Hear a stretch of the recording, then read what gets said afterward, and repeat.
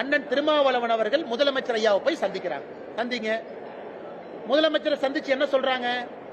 அவர் கார்ல போனாரா? இன்னைக்கு பல வீடியோ நாம பாக்குறோம். தனியார் தொலைக்காட்சி நிறுவனம் பல வீடியோ போட்டு காட்டுறீங்க. அந்த டூ வீலர்ல கார் அடித்தது மிக தெளிவாக தெளிவாக நமக்கு தெரியுது. அந்த வீடியோ கேப்சர் ஆனது பாத்தீங்கன்னா மிக தெளிவா அந்த டூ வீலர்ல அடிக்கிறாங்க.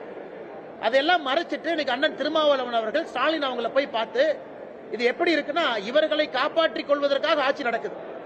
ஒரு சாதாரண ரோட்ல போற மனிதரை போய் நீங்க தட்டுறீங்க. கேட்டா முறைச்சு பார்த்தாரு 4 தட்டு தட்டுனுங்கிறீங்க. அதுக்கப்புறம் மருத்துவமனையில போய் நெஞ்சு வலின்னு படுத்திருந்தா அதையும் கேவலப்படுத்துறீங்க. அதை கேள்வி கேட்டா என்னையும் மிரட்டுறீங்க. அதை தாண்டி முதலமைச்சரை போய் பார்த்து கம்ப்ளைண்ட் கொடுப்பீங்க. அதுவும் திருமாவளவன் பத்திரிகையாளர் சந்திப்பில் என் பேரை இழுத்து நான் தான் இதற்கு பின்னாடி இருந்தங்கிறார். அந்த டூ வீலர் காரலையும் தெரியாது, யாருன்னே தெரியாது. நான் சாமானிய மனிதனாக குரல் கொடுக்கின்றேன். என்னை போல நீங்களும் குரல் கொடுக்கிறீங்க.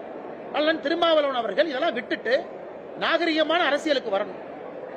இது போன்ற வன்முறை, வெறுப்பு அரசியல், மிரட்டுவது, ரோட்ல போறவங்களை இடிப்பது, கேள்வி கேட்டா அடிக்க போவது, இது எந்த விதமான அரசியல்? இவங்க தமிழ்நாட்டில் என்ன மாற்றத்தை கொடுக்க போறாங்க? இவர்களால் என்ன மாற்றம் நடக்கும்? வன்முறை அரசியல்னால யாருக்கு என்ன லாபம்?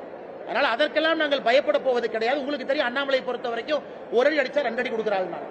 மொத்தம் மாதிரி வாங்கிட்டு போற அல்ல இல்ல. அதனால அதற்கும் தயார் தான். நீங்க வரனா வாங்க. அதனால இந்த உருட்டல் மிரட்டல் என்கிட்ட வச்சுக்காதீங்க.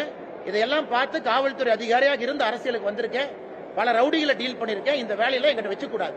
அதே நேரத்தில் முதலமைச்சர் நான் சொல்றது, நீங்க உள்ள புந்து ஏன் எஃப்ஐஆர் போடல? இந்த மாநிலத்தினுடைய முதலமைச்சர் நீங்க ஏன் அரெஸ்ட் பண்ணல?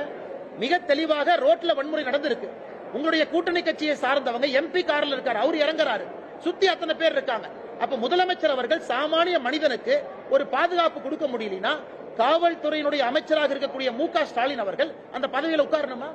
ஒரு சாமானிய மனிதனுடைய பாதுகாப்பை உறுதி செய்ய முடியவில்லை என்றால் முதலமைச்சர் என்கின்ற நாட்கள் எதுக்கு வேணும்? அப்ப சாமானிய மனிதனுடைய பாதுகாப்பு முக்கியம் இல்ல, கூட்டணி கட்சி அண்ணா திருமாவளவன் தான் முக்கியம் என்று முதலமைச்சர் அவரும் முடிவெடுத்துட்டார். இதை தமிழக மக்கள் அண்ணா இன்னைக்கு அந்த காலம் மாதிரி இல்ல, டிவியில நீங்க அத்தனை ஆங்கிள் போட்டோ எடுக்கிறீங்க, இந்த ஆங்கிள் அந்த ஆங்கிள் போடுறீங்க, தனியார் தொலைக்காட்சி எல்லாத்தையும் நம்ம பாக்குறோம், வேறு ஆங்கிள் காட்டுறீங்க. சாமானிய மனிதனுக்கு தெரிந்துவிடும் யார் ஏமாத்துறாங்க, யாரு பொய் சொல்றாங்க. அதனால் முதலமைச்சர் இதில் தலையிட்டு நடவடிக்கை எடுத்து காவல்துறையினுடைய மானத்தையும் அரசனுடைய மானத்தையும் காப்பாற்றணும்.